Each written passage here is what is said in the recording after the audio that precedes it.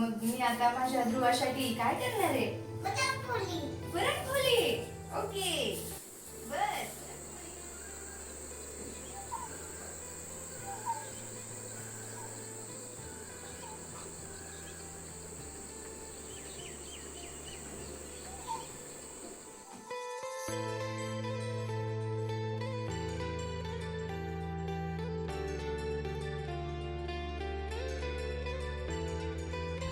शुभप्रभात तुम्हा सर्वांना. कसे आहात तुम्ही सगळे? तर ही माझी धावपळ चालू आहे. आज आहे गुढीपाडवा, त्यासाठी पुरणपोळ्या करण्याची. तर तुम्हा सर्वांना नवीन वर्षाच्या खूप खूप खूप शुभेच्छा. हे वर्ष तुम्हाला सुखासमाधानाचे, निरोगी आणि यशाने भरलेले जावो हीच ईश्वरचरणी प्रार्थना. तर आज मी उठले होते 5:15ला आणि तेव्हापासून माझी इच्छा अशी होती की मी आत्तापासून काम लवकर लवकर उरकावं आणि 6 ते 7 वाजेपर्यंत सगळं उरकावं आणि ध्रुवाला उठवावं. कारण रात्री त्याने मला 2:30 ते 3 वाजेपर्यंत जागवलं होतं. त्यासाठी मला आजचा दिवस तरी थोडा आराम हवा होता.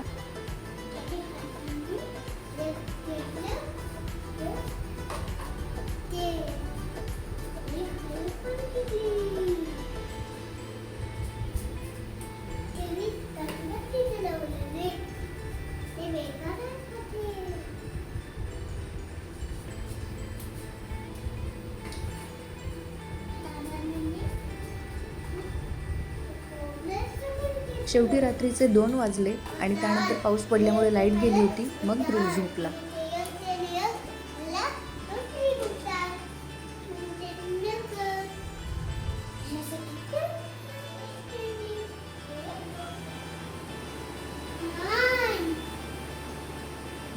एट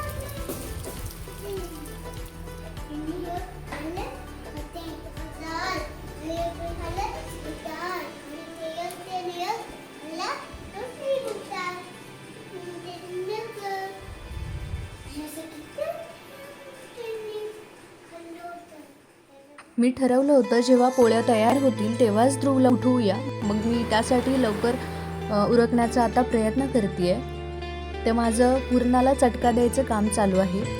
तर नाश्त्यासाठी आज मी उपमा बनवला होता. तर आता मी पुरणामध्ये गूळ आणि वेलची पावडर टाकलेली आहे आणि थोडं जायफळ देखील किसून टाकलेलं आहे आणि त्यानंतर मी अलीकडे सुंठ पावडर देखील टाकत आहे. मी नेहमी डाळ शिजवताना कुकरचं झाकण लावते, पण यावेळी काय झालं की डाळ थोडी जास्त होती. मग त्यामुळे मी रात्री ती भिजत ठेवली होती. 2 वाट्या मी डाळ घेतली होती आणि रात्री भिजत ठेवली होती आणि त्यामुळे थोडासा जास्त वेळ लागला, पण डाळ छान शिजली होती. तर पुरण आता बरोबर चटका देऊन झालेला आहे, जेव्हा व्हायला आलं आहे असं मला वाटतंय. तर मी बाजूला लगेच आमटीचा मसाला तयार करायला घेतला. तर मी तीळ टाकले, पांढरे तीळ. इथे माझी पुरणकथा संपली आणि ध्रुव उठला.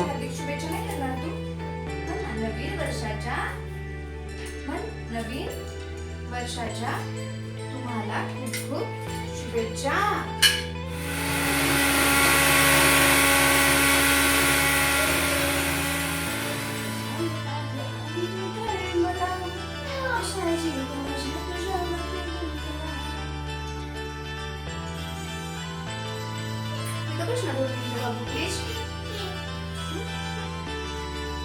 मी कसं करणार पाहिजे? कुठे बसणार सांग मला.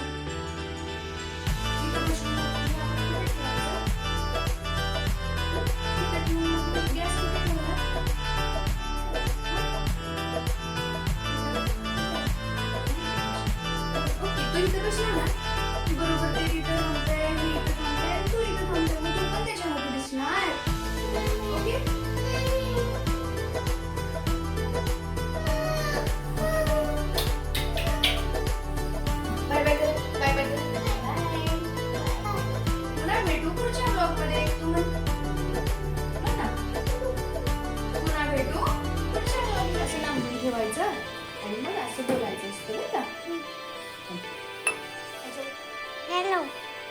तुम्हाला व्यवस्थित सांगते. दिसतच नाही त्याच्यात.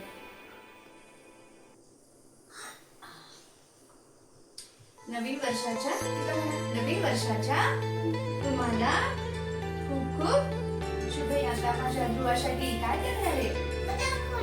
पुरणपोळी. ओके बर. हा?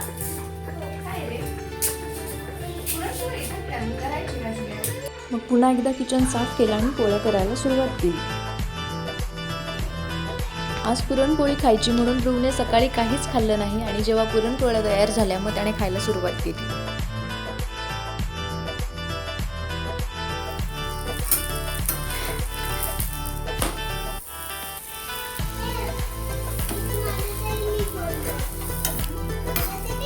भेटूया पुढच्या ब्लॉगमध्ये. तोपर्यंत सबस्क्राईब करून ठेवा बकेट लिस्ट.